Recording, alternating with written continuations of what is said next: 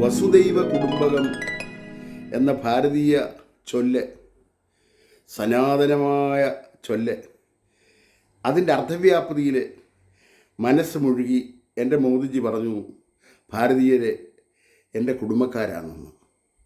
അതെത്ര സത്യമാണ്. അങ്ങനെ അനുഭൂതി അദ്ദേഹത്തിനുണ്ടായതിൽ ആ പൊന്നു മനസ്സിനെ വണങ്ങണ്ടിയ, ദേവതുല്യം വണങ്ങണ്ടിയ ഭാരതീയൻ അദ്ദേഹത്തെ അത് വെച്ച് മാന്തുക. പ്രത്യേകിച്ച് കോൺഗ്രസ്സുകാരന്. അവന് ദ്വൈതവും അറിയത്തില്ല, അദ്വൈതവും അറിയത്തില്ല. എങ്ങനെങ്കിലും ഈ വട്ടം ഉരുണ്ടുകൂടി ഭരണം കയ്യിലെടുക്കണം. ഭരണം കയ്യിലെടുത്തില്ലേൽ അനേക നേതാക്കന്മാരെ കൊല്ലിച്ച ഒത്തിരി മോളുമാരും മോന്മാരും ഇവിടെ ഉണ്ട്. അവരൊക്കെ അകത്താവും ഇന്നല്ലേ നാളെ എന്നുള്ള ഭയം കൊണ്ടാണ്, ജീവിതം വഴിമുട്ടിരിക്കുന്നു എന്നുള്ള ഭയം കൊണ്ട് കേരളത്തിലെ ക്രിമിനൽ പൊളിറ്റീഷ്യൻസ് എല്ലാം കൂടെ ഒന്നിച്ചു കൂടി എതിർത്തിട്ടും മോദിജി വീണ്ടും വന്നു. അത് മോദിജിയുടെ മിടുക്കല്ല, കാലത്തിൻ്റെ കർമ്മപദ്ധതിയിലുണ്ടായിരുന്നു ഇങ്ങനൊരു മോദി ഉണ്ടാവണമെന്നും ഇവിടെ ഭരണം കയ്യാളി സനാതന ധർമ്മബോധം സ്ഥാപിക്കാൻ ഭാരതത്തെ ഉയർത്തണമെന്നുള്ളത് നീതിയുടെ തീരുമാനമാണ്. അല്ലെ നോട്ടർഡാമിസ്റ്റ് വർഷങ്ങൾക്ക് മുമ്പേ പറയത്തില്ലായിരുന്നു. ഇന്നേക്ക് ഇനി 40 കൊല്ലം കഴിയുമ്പോൾ അത് വന്നു ഭവിക്കേണ്ടതല്ലേ? അതുകൊണ്ട് മോദിയുടെ ജനനം അനിവാര്യമാണ്. മോദിയുടെ ജയവും അനിവാര്യമാണ്. കാലത്തിന് അനിവാര്യമായത് കാലം ചെയ്യുമ്പം കാലം കെട്ടവന്മാരെ ഇരുന്ന് പരദൂഷണം പറഞ്ഞ് ഇക്കിളി പിടിപ്പിക്കുക. പാവം മനസ്സുകളെ, പാപം, അതാണ് പാപം. നിങ്ങൾ പാവങ്ങളല്ല, നിങ്ങൾ പാപികളാ കോൺഗ്രസ്സുകാരെ. വസുദൈവ കുടുംബകം എന്നുള്ള ഭാരതീയ ദർശനം സത്യമാവണമെങ്കിൽ ഈ മാനവരാശി മൊത്തം അൺകണ്ടീഷണൽ ലവ് അതിൽ അലിയണം. നിന്നെപ്പോലെ നിൻ്റെ അയൽക്കാരനെ സ്നേഹിക്കുന്ന ക്രിസ്തുവിൻ്റെ സ്നേഹത്തിൽ അലിയണം.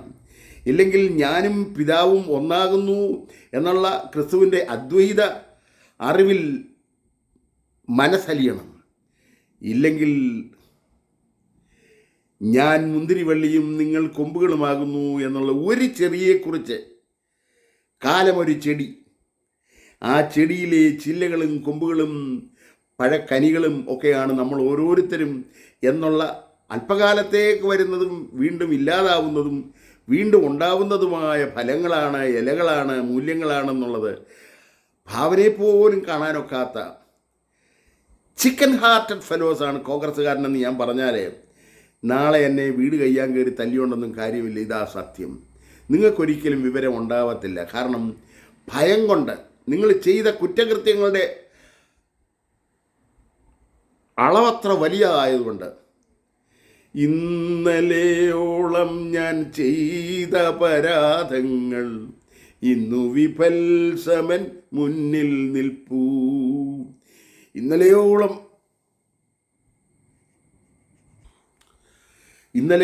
ഞാൻ ചെയ്ത അപരാധങ്ങൾ ഇന്ന് വിഭത്സമൻ മുന്നിൽ നിൽപ്പൂ എന്ന് പറഞ്ഞ പാട്ടുപോലെ എൻ്റെ പാപം എപ്പോഴും എൻ്റെ മുമ്പിലിരിക്കുന്നു എന്നെ ദാവീദിൻ്റെ സങ്കീർത്തനമാണ് ശമൂവേൽ കോടിൽ അങ്ങനെ പാട്ടാക്കിയത്.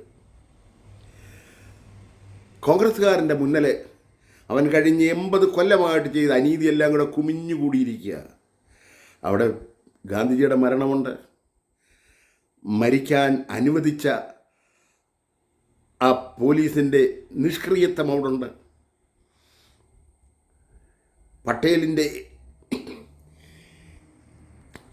പട്ടേലിൻ്റെ പട്ടുപോക്കലുണ്ട്, ചന്ദ്രബോസ് സാറിൻ്റെ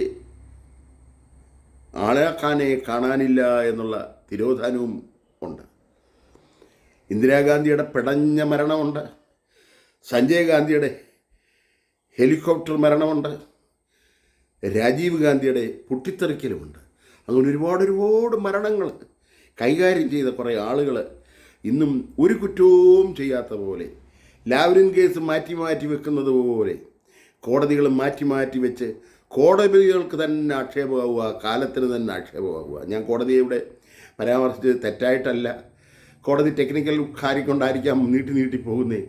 എന്തായാലും ആ കുറ്റവാളികൾ മരിച്ചു കഴിഞ്ഞേ ആ കേസുകൾ വിചാരണയ്ക്കെടുക്കൂ.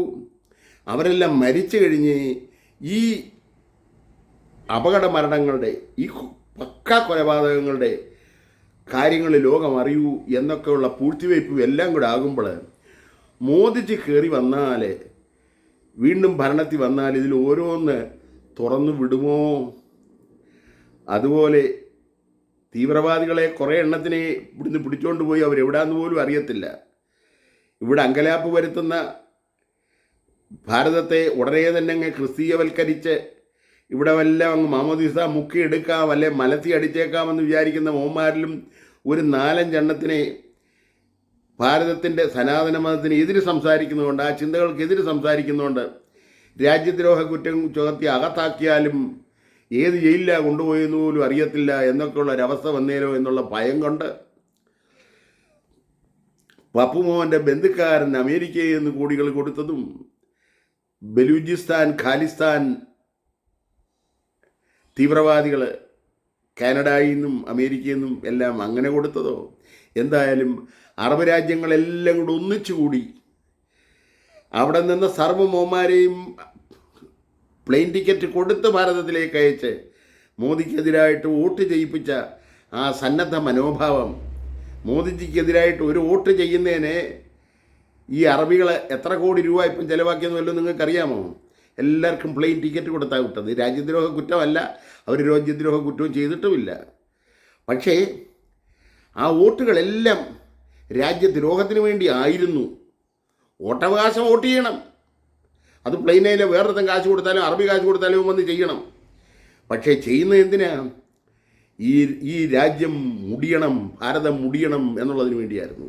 മോദിജിക്കെതിരായിട്ട്, മോദിജി വന്നാൽ ഭാരതം മുടിയത്തില്ല. എന്നിട്ട് പോലും തമ്പുരാൻ, ഭാരതമേ തമ്പുരാനെന്ന് ഞാൻ വിളിച്ചത് ആ കോൺഷ്യസ് എനർജിയാന്നേ. അത് കൃഷ്ണനുമാകാം, പരമശിവനുമാകാം, എൻ്റെ കർത്താവ് വിളിക്കുന്ന യഹോവയുമാവാം, അള്ളാഹുമാവാം. എല്ലാവരും കൂടെ കനിഞ്ഞ് ഭാരതത്തെ രക്ഷിച്ചു. അന്നേരം കൊണ്ടൊരു സാക്ഷാത്കുറ്റം, വസുദൈവ കുടുംബകം, ഞങ്ങൾ കുടുംബക്കാരാണെന്ന് ഭാരതീയരെ നിങ്ങളെ വിളിച്ചില്ലയോ എന്ന്, അത് പിൻവലിക്കണമെന്ന്. എന്തിനാടോ പിൻവലിക്കുന്നേ? കരുണാകരൻ്റെ കുടുംബവാഴ്ച പോലായിരുന്നോ ഇത്? അതോ കെ എം മാണിയുടെ കുടുംബവാഴ്ച പോലാണോ? അതോ ബാലകൃഷ്ണപിള്ള സാറിൻ്റെ കുടുംബവാഴ്ച പോലാണോ? ഒരിക്കലും ജനിക്കരുത് എന്ന് വിചാരിച്ച ചെറുക്കൻ അബദ്ധവശാ ജനിച്ച് തന്തയ്ക്ക് കോൽ വെച്ച്, തന്ത അവസാനം പറയുന്നു ഇവൻ ജനിക്കാതെ ഇരുന്നെങ്കിൽ എത്ര നന്നായിരുന്നു, ഇവനെ രാഷ്ട്രീയത്തിൽ കയറ്റിയതാണ് ഞാൻ ഏറ്റവും ചെയ്ത തെമ്മാടിത്തരമെന്ന് ഓരോ തന്തയുടെയും വിലാപകാവ്യം അവരുടെ ശബ്ദത്തിൽ എൻ്റെ മനസ്സിൽ ഊറിയത് കൊണ്ടാണ് ഇപ്പോഴും ഞാനത് പേരെടുത്ത് പറയുന്നത്. ആക്ഷേപിക്കാനല്ല, തന്തമാർ അവനെയെല്ലാം ആക്ഷേപിച്ചിട്ടേക്കുക. ഇതെല്ലാം കൊലന്തോണ്ടികളാ, അബ്ശാലോമുകളാ. ദാവീദിൻ്റെ മകനാ അബ്ശാലോമാണ് ദാവീദിനെ കൊന്നേ അടങ്ങൂന്നും പറഞ്ഞ് പുറകേ നടന്ന് അവസാനം കരിവേല ചുറ്റത്തെ വൃക്ഷത്തേലെ മുടി വലത്തി ചത്തുപോയത്. അബ്ശാലോമാ ദാവീദിൻ്റെ ശത്രു, അവൻ്റെ മൂത്ത മകനാ. അതുപോലെ ആയിരുന്നു ഈ മേലാക്കന്മാർക്കെല്ലാം വംശാവലികൾ. ആ പൈതൃകം മോദിജിക്കുണ്ടോ? മോദിജി കുടുംബത്തിലെ ആരെയും ഇവിടെ കയറ്റിയില്ലല്ലോ. അന്നേരം മോദിജി വസുദൈവ കുടുംബകം എന്നുള്ള അർത്ഥത്തിൽ തന്നെ ഇന്ത്യക്കാരൻ എൻ്റെ കുടുംബമാന്ന് പറഞ്ഞാൽ അത് 100% ഉറപ്പിച്ചാ പറഞ്ഞത്. ആ വലിയ സ്നേഹത്തിൻ്റെ നിറകുടമാണ് ആ മനസ്സ് എന്നുള്ളതിൻ്റെ വെളിവായ തെളിവാത്. അത് മനസ്സിലാക്കാതെ പിച്ച നടക്കുന്ന, ആത്മീയതയിൽ പിച്ചക്കാല് പോലും വെക്കാത്ത, പിച്ച തെണ്ടാൻ പാത്രം പോലുമില്ലാത്ത, ആത്മാവിൽ ദരിദ്രരായവർ ഭാഗ്യവാന്മാരെന്നാണ് പറയുന്നത്. ആത്മാവിൽ നികളിച്ചിരിക്കുന്ന നിനക്കെങ്ങനെയാണ് ആത്മീയത ഉണ്ടാവുന്നേ കത്തനാരെ? നീയെല്ലാം കൂടെ പഠിപ്പിച്ച് ഉന്മൂലനം ചെയ്ത കുറേ എണ്ണം മോദിജിയെ കിട്ടുന്നിടത്ത് മാന്താനിരുന്നാൽ ഞാൻ നിങ്ങളോട് തുറന്ന് പറഞ്ഞേക്കാം, വയസ്സുകാലത്ത് വൈ ഷുഡ് ഐ മൂഞ്ച്, യു മൂഞ്ച്. ചുമ്മാതാ. ഇവിടെ എസ്റ്റാബ്ലിഷ് ചെയ്ത് കഴിഞ്ഞു. മോദിജിയുടെ 3ാം വരവ് ഇന്ത്യയുടെ നന്മ ലോകത്തിന് വെളിച്ചമാകാൻ പോവുകയാണ്. ഭാരതീയ ദർശനം ലോകത്തിന് കൊടുക്കാൻ പോവുകയാണ്. എന്നാലേ ലോക സമസ്ത സുഖിനോ ഭവന്തു എന്നുള്ള വാക്ക് യുദ്ധങ്ങളില്ലാതായിട്ട് സമാധാനത്തിൻ്റെ, സന്മനസ്സുള്ളവർക്ക് സമാധാനം. സന്മനസ് എനിക്ക് മാത്രം മതിയോ? നിങ്ങൾക്കും വേണ്ടേ? യുക്രൈന് വേണ്ടേ? റഷ്യക്കാരന് വേണ്ടേ, പലസ്തീനിക്ക് വേണ്ടേ, ഇസ്രായേലിന് വേണ്ടേ, കാശ്മീരിക്ക് വേണ്ടേ? സമാധാനം ആഗ്രഹിക്കുന്ന എല്ലാ സുമനസ്സുകളും മോദിക്ക് വേണ്ടി പ്രാർത്ഥിക്കണം. ദൈവം തന്ന മഹാഭാഗ്യമാണ് ഈ അവസരം എന്ന് ഒരിക്കൽ കൂടെ ഓർമ്മിച്ചുകൊണ്ട് ചുമ കാരണം ഞാൻ എൻ്റെ വാക്കുകൾ നിർത്തുക. Thank you for listening. ഒക്കുമെങ്കിൽ ഷെയർ ചെയ്താട്ടോ.